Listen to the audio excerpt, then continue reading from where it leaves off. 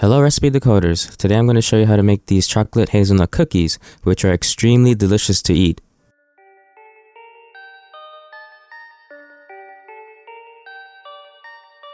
And for this recipe, you're going to need 2 1/2 cups or 370 grams of all-purpose flour, 1/4 cup or 20 grams of cocoa powder, 1 teaspoon or 6 grams of baking soda, 1 teaspoon or 6 grams of salt, 1 cup or 225 grams of unsalted butter, 3/4 cup or 150 grams of brown sugar, 3/4 cup or 150 grams of white sugar, 2 large eggs, 2 tablespoons or 20 milliliters of vanilla extract, 1/2 cup or 160 grams of chocolate hazelnut spread, 1/2 cup or 60 grams of toasted chopped hazelnuts, and 1 cup or 180 grams of chocolate chips. Firstly, we will begin by mixing up all the dry ingredients, starting with the all-purpose flour, cocoa powder, baking soda, and salt. Then, mix until everything blends all together.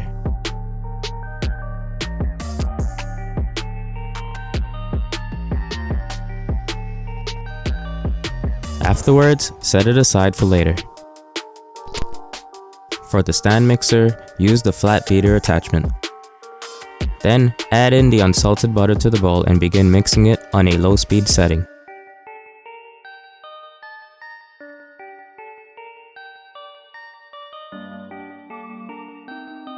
If anything gets stuck to the flat beater, just push it back down into the mixing bowl.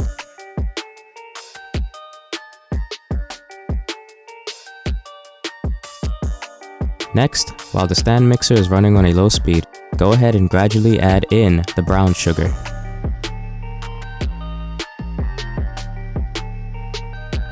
And then do the same thing with the white sugar.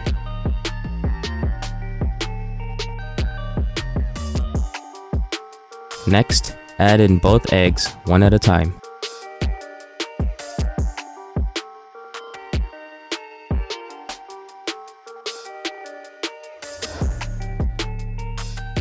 By this point, if you notice anything sticking to the sides, just grab a rubber spatula and then push it back down into the center of the bowl.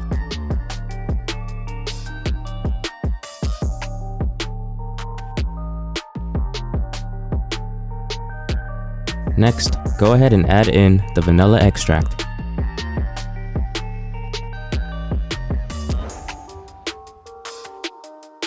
Right after, scoop as much of the hazelnut spread into the mixing bowl as you can. This might be easier to do with a spoon. The hazelnut spread I use in this recipe is the Nutella brand, but feel free to use whatever brand you like. Afterwards, continue to mix it on a medium to high speed setting.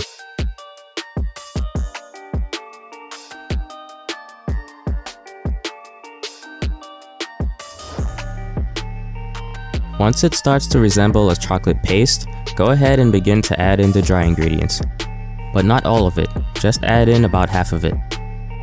Then, start mixing it on a low speed setting. After the first half has blended in, go ahead and add in the rest of the dry ingredients. Then, resume mixing it on a low speed setting. However, feel free to slowly increase the speed as the dry ingredients are being blended in. And as always, remember to clean the mixing blade and push down anything that might be stuck to the sides of the mixing bowl, so that the end result is that everything will be evenly blended together. Now it's finally time to add the toasted chopped hazelnuts. I manually chop these hazelnuts by hand and then bake them in the toaster oven for about 10 minutes at 350 degrees. After the toasted chopped hazelnuts, lastly, go ahead and add in the chocolate chips. I use white chocolate chips for this recipe, but you can use regular or dark chocolate if you prefer. And by this point, everything is pretty much done. just detach the flat beater attachment and try to clean as much cookie dough as you can off of it with your rubber spatula.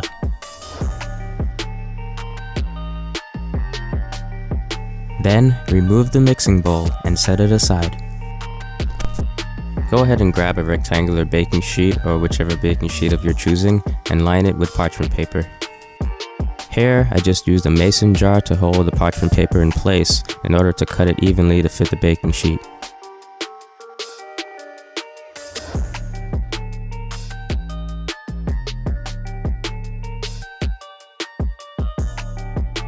Then I grabbed a 7/8 ounce ice cream portion scoop to scoop out cookies onto the baking sheet.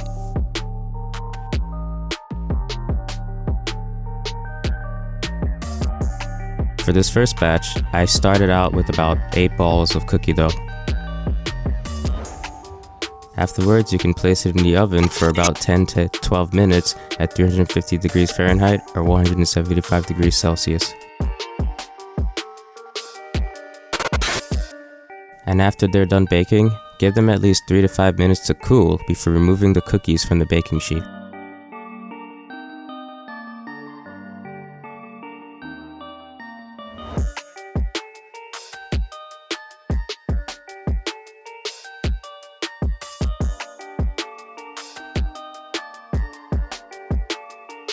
Then, I transferred them into a large container to let them cool longer before moving on to the next batch of cookies. You can also place them in the refrigerator if you want to speed up the cooling process. And for this next batch, I decided to go with the checkerboard pattern to go through the cookie dough faster. And just like before, I placed this next batch back into the oven, this time with some time-lapse B-roll footage.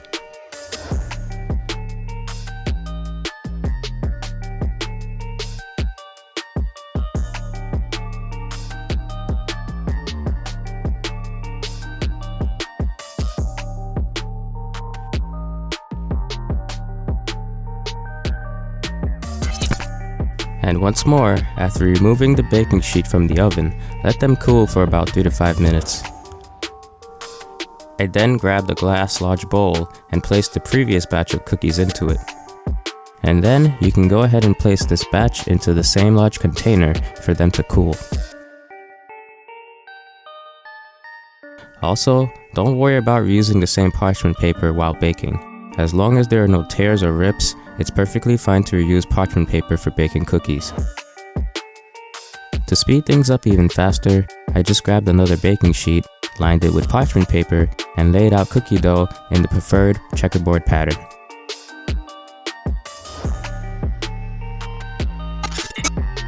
And here's the end result.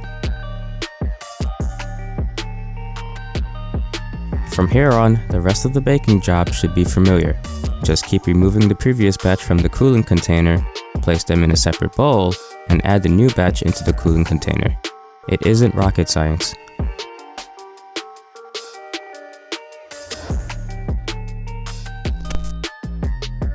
And finally, here's a large bowl filled with about 55 cookies total. But obviously, there's no way I'm going to indulge in that many cookies, so I'll just take a couple instead to demonstrate and give a proper review.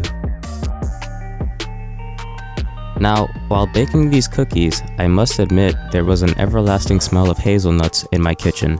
The cookies themselves have a rather strong and pungent hazelnut aroma as well.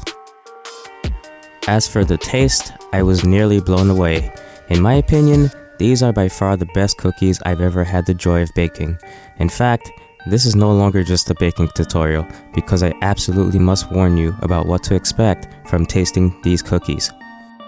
So here's a small disclaimer. These Nutella cookies are very addictive.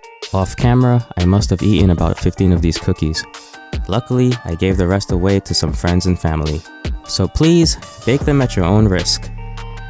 Aside from that, these Nutella cookies taste absolutely wonderful, and I do recommend this recipe for others to try. I hope your Nutella cookies come out great too.